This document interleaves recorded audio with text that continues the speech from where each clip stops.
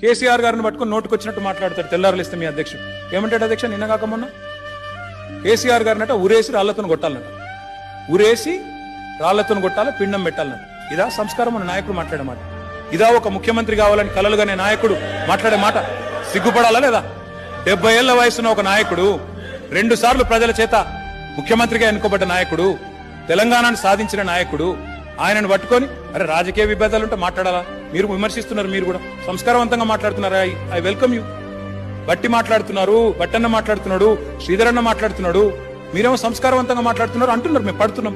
కానీ ఆ పెద్ద ఆయనను పట్టుకొని నోటికొచ్చినట్టు మీ పిసిసి ప్రెసిడెంట్ ఆయనను ఉరేసి రాళ్లతో కొట్టి పిండం పెట్టాలా? ఇదా మాటలు? ఇదా సంస్కారం?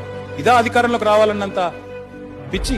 దయచేసి నేను అనేది ఏంటంటే ఒక్కసారి తెలుసుకోండి. ఆయన మీద అందుకే 1000 కోట్ల ముఖ్యమంత్రిని అంటే పడుతున్నాం. కర్మ ఏం చేయాలి? ప్రజాస్వామ్యం